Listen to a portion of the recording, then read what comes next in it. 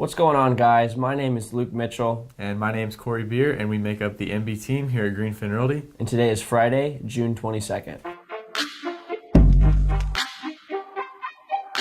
All right, so now moving on to our weekly summary, our first weekly summary in about 2 weeks now. Yeah, it's been a while. First and foremost, we're definitely keeping up with our promise to ourselves of golfing more. I'd say we're probably playing around at least once a week, you'd say? Yeah, definitely. I've actually got some new irons, so I'm pretty stoked about that. We've also been going out and door knocking. Actually, yesterday we did about 100 houses in Northwest Fresno. So we're getting out there, and it's really good to do that, isn't it, Corey? It is, yeah. On to our first segment of the week. Both of us have been getting into the investing world, and not real estate per se. It's actually the stock market.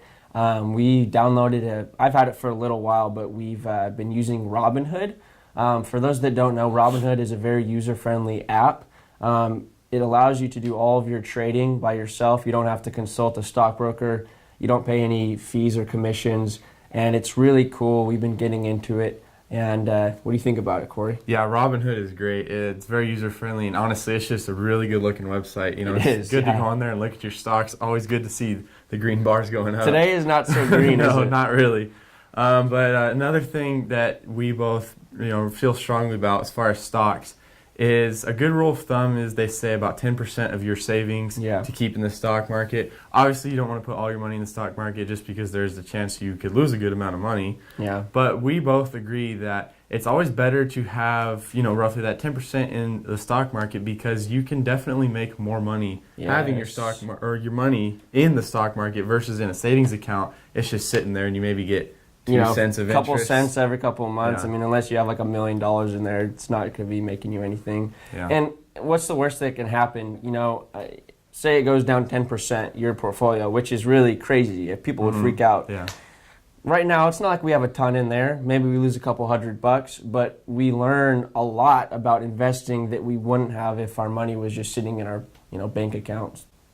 Alrighty, moving on to our final segment of the week. We want to kind of revisit an entrepreneurial profile, or so we called it a couple episodes ago, probably close to our beginning, actually. Yeah. We did it on Cody Sperber, and I believe the exact thing we said in that video was, Cody Sperber is the exact person we want to, model our careers after. Both kind of look up to a little bit. He's everything that we really want to achieve in real estate investing. Yeah. I mean, his nickname is the Clever Investor. I mean, this guy, and he started from where we are. He didn't.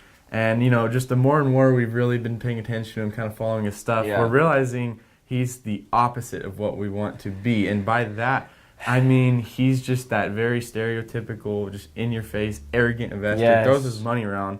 The video that actually really made us change our opinions on him, he did this Instagram live video talking about his son at school. They did this activity where the kids had to write down one word in his class, what they think of him. They all wrote rich. And, Luke, so what did he kind of say in that video? So, in this video, he's very distraught over this. Like, man, they're calling my son rich? Rich? I've worked my whole life to become wealthy, not rich. That really pisses me off. It's like, dude, come on, get over yourself.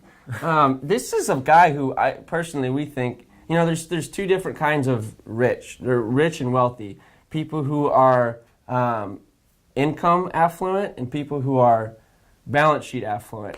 This guy maybe makes a ton of money, but he spends so much money, doesn't he, Corey? He does. And furthermore, just from a humane perspective, if we get to that point and we plan on getting to the point of having that amount of wealth, we don't want to be that arrogant, in-your-face, guy who's just super arrogant. We don't like that because I've found that it's better to be friendly, it's better to be likable than humble, which we don't really think he is. So while we do admire some of the stuff he's done in real estate, other things we don't so much admire, right, Corey? Yeah.